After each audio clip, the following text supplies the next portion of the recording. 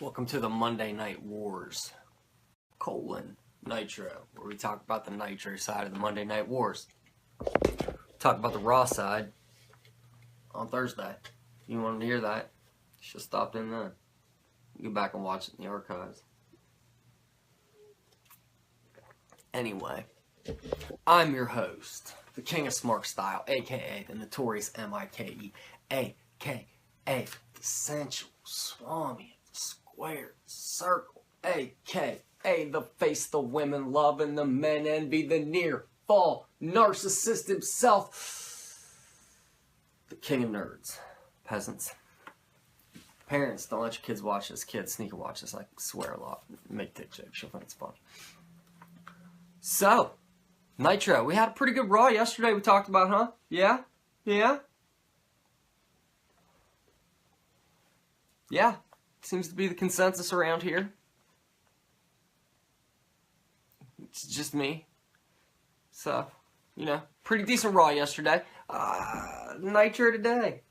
Not a bad Nitro aside from, too much Hulk Hogan. But shit happens. Anyway, let's crack into it, guys. So it's October 2nd, 1995. Both shows, Raw and Nitro, draw a 2.5 rating. We are tied this week. Seems about right. They are about equal shows. We got our usual announce team. Eric Bischoff, Bobby the Brain Heenan, Steve Mongo, fucking McMichael. And he's got his little dog Pepe. He's holding his little chihuahua. This week Pepe's costume are like those goofy slinky eyeball glasses where the eyes keep hanging out. But he's got little ones for a dog, and the dog's just wearing them, and it's cute and it's adorable because it's a dog wearing slinky eyes. Oh my god, how do you get the dog to do that? If you're like one of those people. I'm not like an animal person. I don't wish harm upon them, but I also do not wish them to be near me.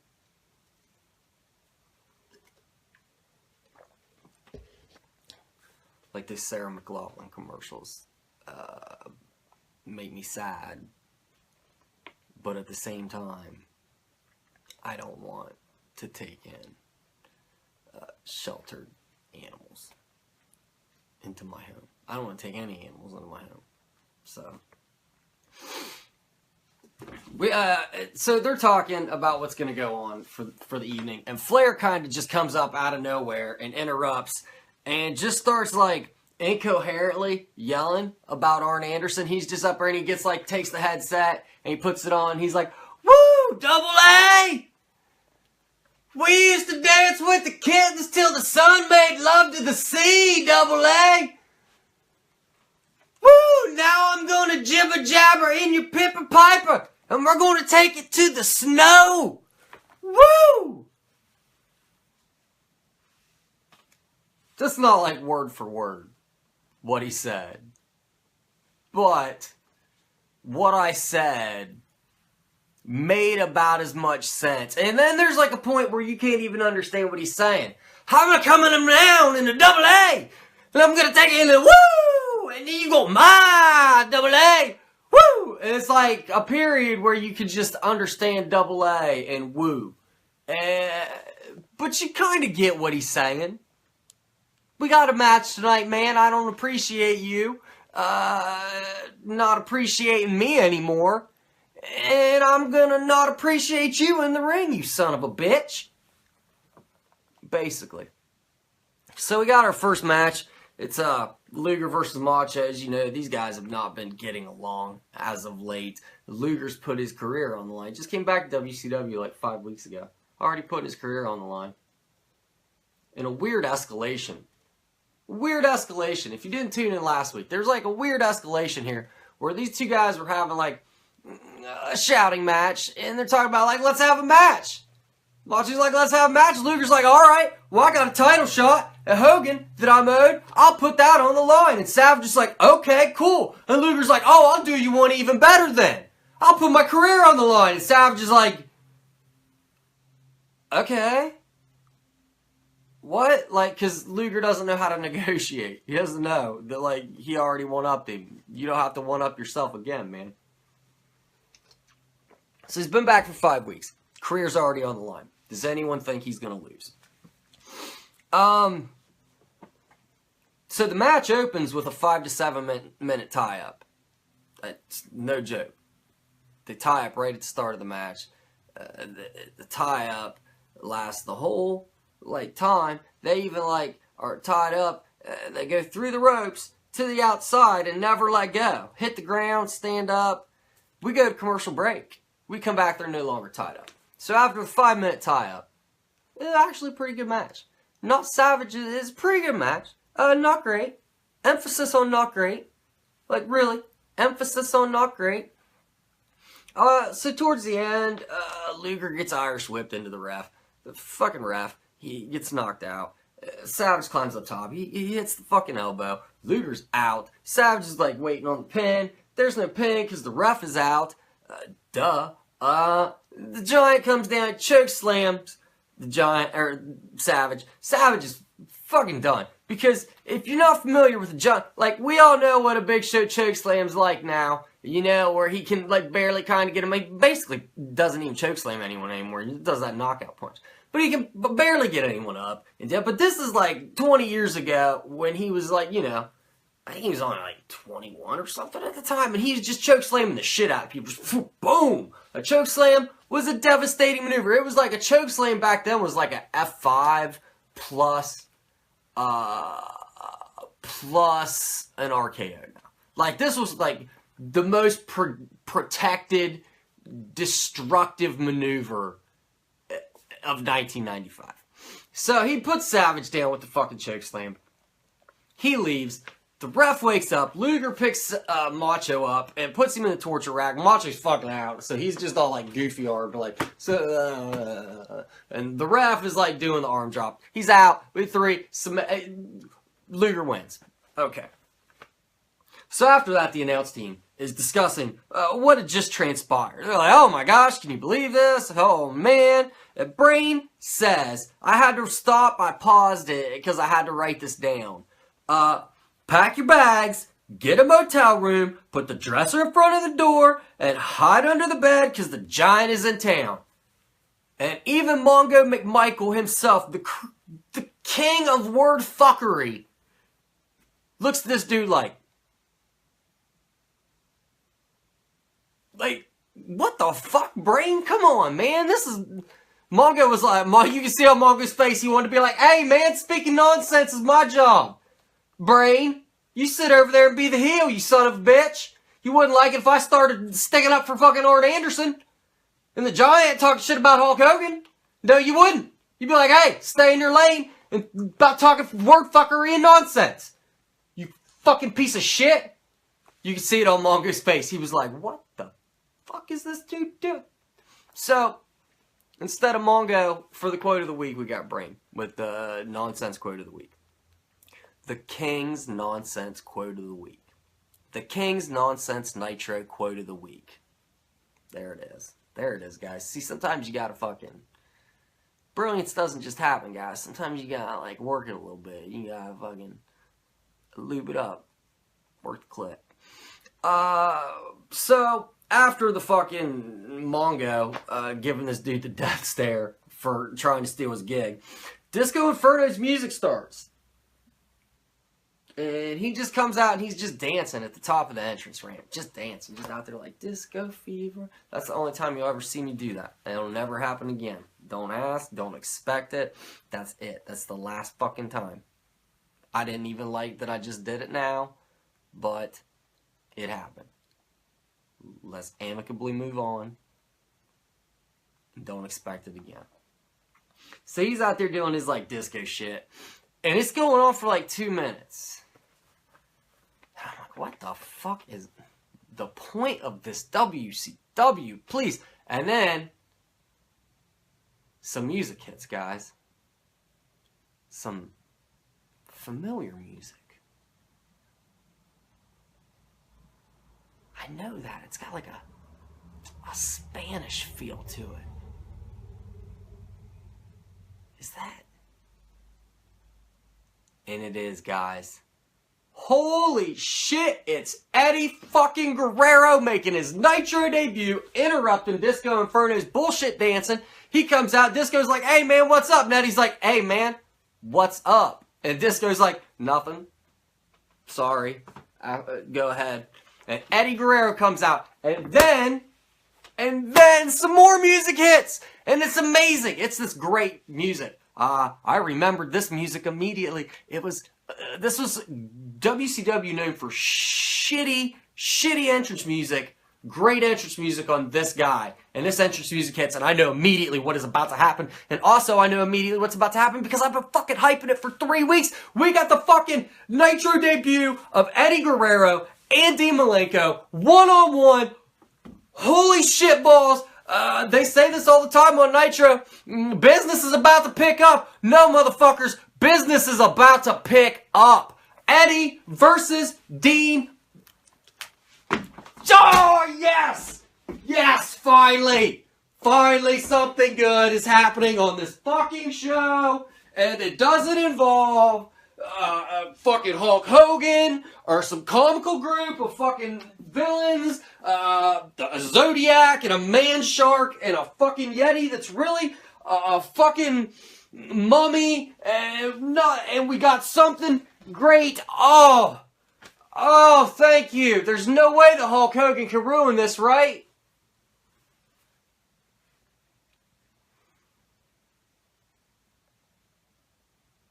Of course there's a way Hulk Hogan can ruin this. Right? So, this match is amazing. I'm not even taking notes. Usually I watch Nitro and I'm like constantly taking notes for you guys because I always want to give you guys like the hot info. And this match, from the bell, was outstanding. I'm not even going to take notes. Fuck these peasants out in the kingdom. I'm going to watch Eddie Guerrero versus Dean Malenko for the first time ever on WCW Nitro.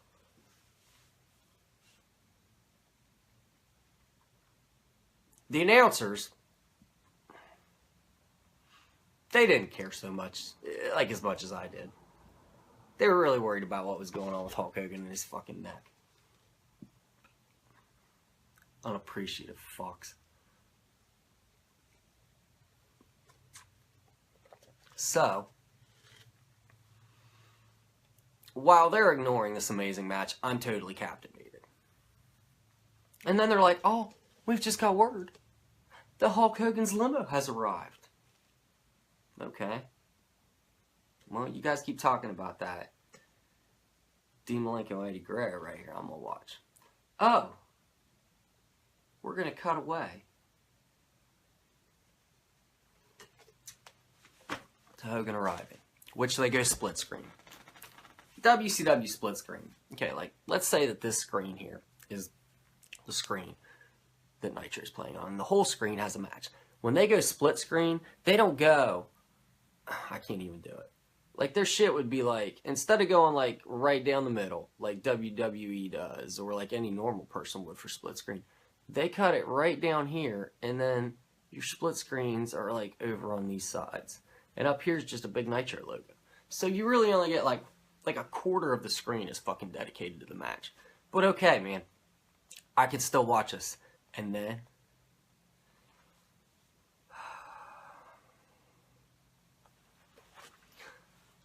these sons of bitches go full fucking screen Hogan.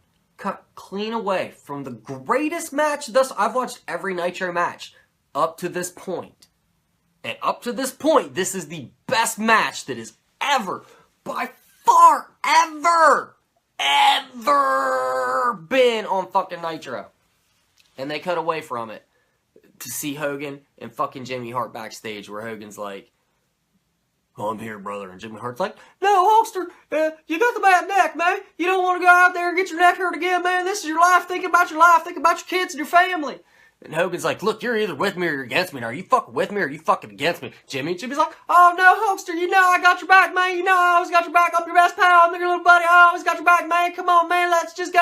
You ain't got to do this, Hulkster. And Hulkster's like, no, I got to fucking do this. And they just keep, and the whole time I'm going, what the fuck is happening? This is like a historical match. This is a historical match for a lot of reasons. One, Eddie Guerrero and Dean Malenko. Nitro debut. 2, this is kind of historically known that Hogan cut in during this match. So, we go back to the match after these ass clowns, and it continues to be just a fucking spectacular match. Eddie wins when Dean goes for a sunset flip, and Eddie reverses it and gets a pin. After the match, Malenko goes up to Eddie. He's like, I want a rematch. Eddie's like, anytime, anywhere. They shake hands. They're out. It's the best segment on Nitro thus far, other than the Hogan interruption. So we got Mean Gene in the ring after that, speaking of Hogan. And he's interviewing Hogan and Jimmy Hart. Mean Gene's basically like, this giant guy's after you, huh? And Hogan's like, oh, big stinky giant. Big nasty giant. Keeps calling him big stinky giant, big nasty giant every week. It's fucking stupid. A big stinky giant. I mean, like...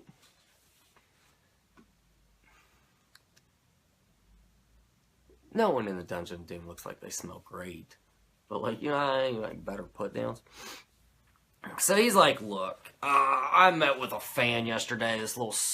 Some kid. I want to say his name was Scotty Riggs. But Scotty Riggs was the guy from American Males, isn't he? So, he was like, I met with this fan. He was like some little 10-year-old kid that he met yesterday during the Make-A-Wish Foundation. And the kid was getting some kind of transplant. He was getting some new, like, organ, okay? Let's say it was his liver, and he's 10 and he has, like, a real drinking problem. He's getting a new liver, and they're hoping he can turn his life around. That would just make for a more interesting story. So, he met with this 10-year-old 10-year-old alcoholic getting a liver transplant, and...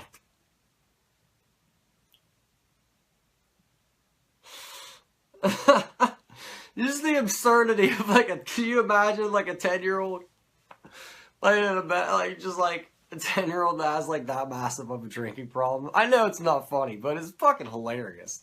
Just walking around the house with a drink. He's like, his mom's like, clean your room, and he's like, maybe another drink, Sharon. Don't put so much fucking Coca-Cola in it this time. I'll clean my room, Mom. Sorry. I love you. I'll get the room clean. I'll get the room clean, Mom. Just sloshing around.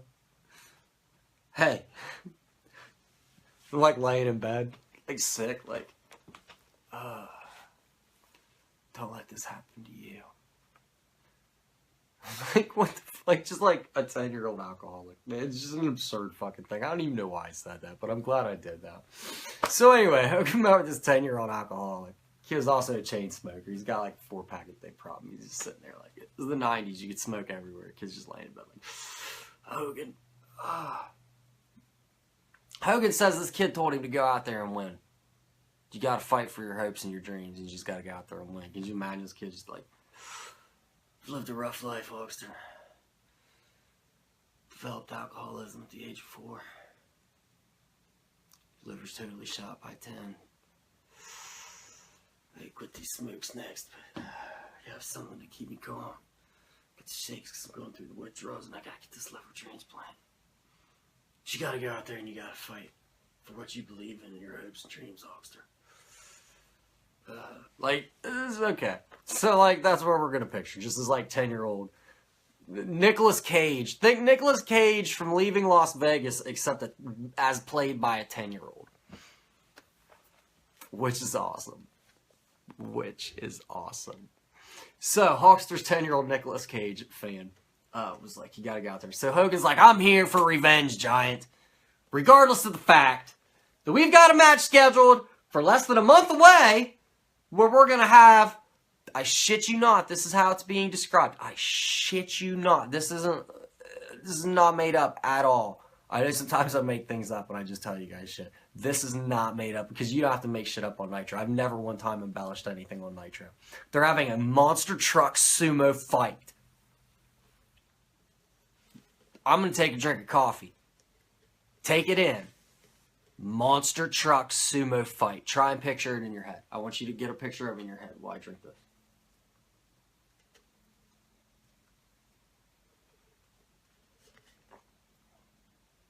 It's good coffee. Do you have a picture of it in your head? You're fucking wrong. Whatever you're thinking of. Unless you've seen it and you're picturing it, then you're fucking wrong. Whatever you're thinking of. So he's got this monster truck sumo fight followed by an actual wrestling match. Scheduled for less than a month away, but he wants fucking revenge tonight, even though he's got a broke neck. So he's looking for the fucking Giant. So he gets out of the ring, and he's like promised his shirt to one of the little Hulkamaniacs at the ring. He's giving fives at the ring, and all of a sudden this old woman powders him. And bam, and jumps out with a cane and starts attacking him. It's no old woman. It's the fucking Taskmaster. Oh, shit. No. Oh, no. Oh, no. So the Dungeon of Doom comes out. None of them are important. More specifically, the Giant. He snaps Hogan's neck again. For the second time. In less than a month, Hogan's taken 2 neck-snapping death blows. This man truly is immortal. Just think about it. He's fucking immortal. He's taking brutal, brutal blows that would kill lesser men. Sting would be dead. Savage would be dead. The only people that would survive this would be Steve Austin and John Cena, obviously. That's it. That's it. Maybe Steve Austin. Steve Austin would, yeah. But like John Cena and Steve Austin. That's it. That's it. That is it. The Undertaker. But the Undertaker would be gone for 6 months, and then he would come back. That's how the Undertaker would do it. He'd at least sell it. So, after that,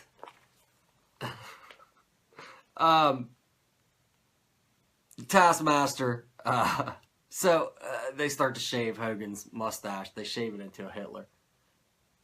And then they start to cut his hair. Because Zodiac is Brutus the Barber Beefcake. And of course he has fucking scissors on. He pulls scissors out immediately. He's like, I got scissors and clippers right here. I know I changed the gimmick, but I always keep a set on me, guys. It's that barber life, man. You can leave the barber life, but the barber life doesn't leave you.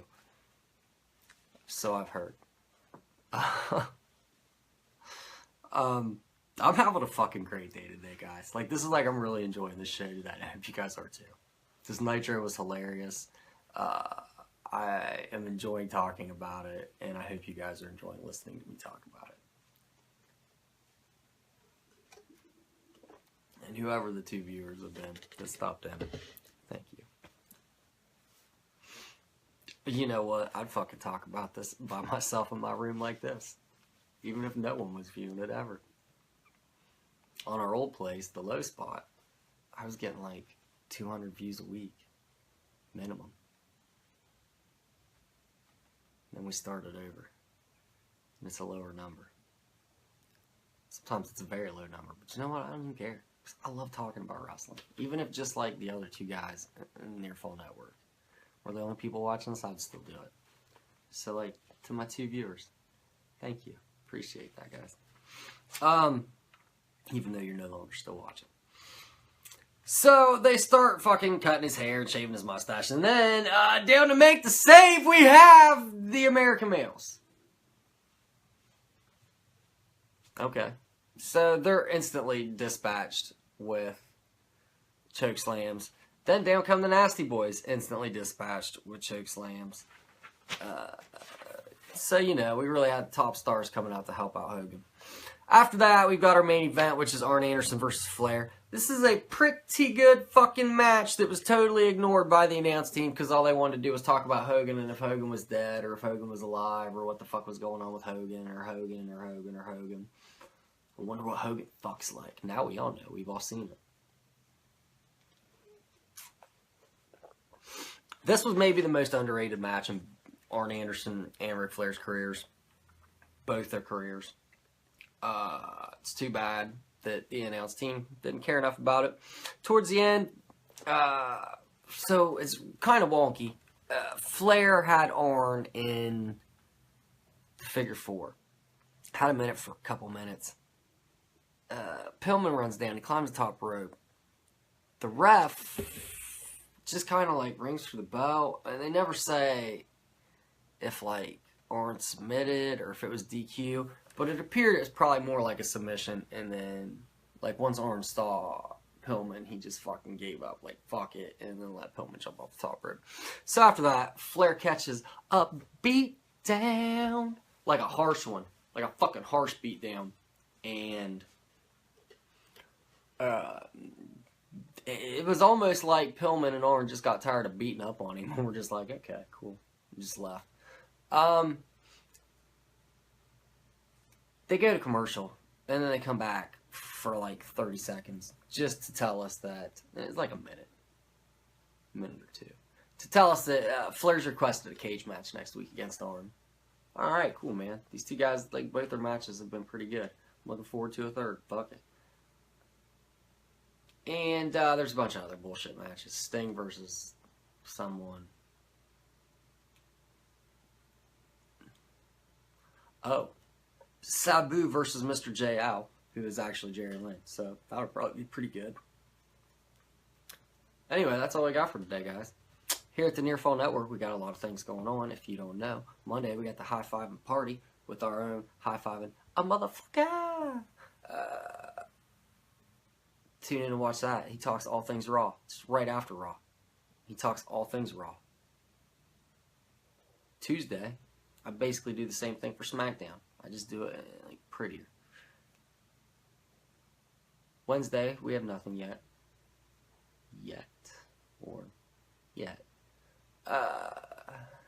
Choose your yet. Thursday, I said earlier, I do the Raw side of this on Thursdays. Friday, we got this. You were here last week. You're here this week. Just be here next week. We'll have a good time. I promise. Have I ever let you down? No, that fucking Raw show a couple weeks ago sucked. It did suck. I'm sorry. The show wasn't that good. And it gave me nothing to talk about. I can only work with what the show gives me. Admittedly, the Nitro show usually is better. If you're going to pick one to watch, this is probably one to go with.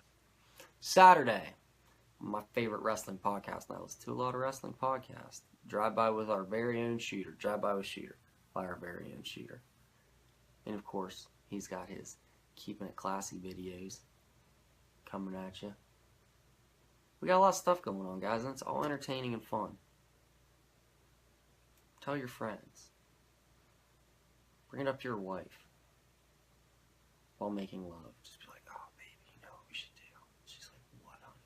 You're like, you should get on Facebook and like the Near Fall Network. They're really informative and fucking entertaining wrestling site. Just support them. I know you're not like super into wrestling, but if you could just support these guys, it'd be really cool. And then go back to what you're doing. Let her fucking get on her phone and fucking give us a like. She doesn't even have to follow. Just give us a like. And then she can put it down and you can finish your business and go to sleep.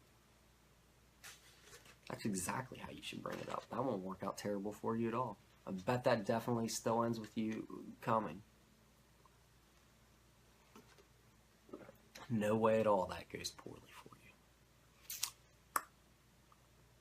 If you're a chick, you can do that. You could be like, hey, I'm not going to let you come until you like this. And the dude will be like, okay, fucking like follow. I'll have it done in like 25 seconds.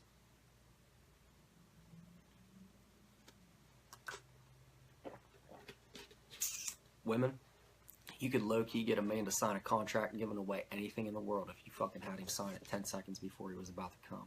You're not allowed to come until you sign this. Boom, there. Now you own everything. Just have a notary run in real fast and be like, out the door. Anyway, that was weird, wasn't it? So, I'm rambling. I got shit to do today, guys. It's a Friday. I'm gonna go watch It later. At the drive-in. I wanted to dress up like a clown, fucking take a little helium tank and blow up red balloons. But my wife was like, that's stupid. I think that would be dope. I mean, it would be super cool if I was at a fucking drive-in and there was a fucking clown blowing up red balloons and handing out to people. I may still go by fucking get a helium tank and blow up balloons.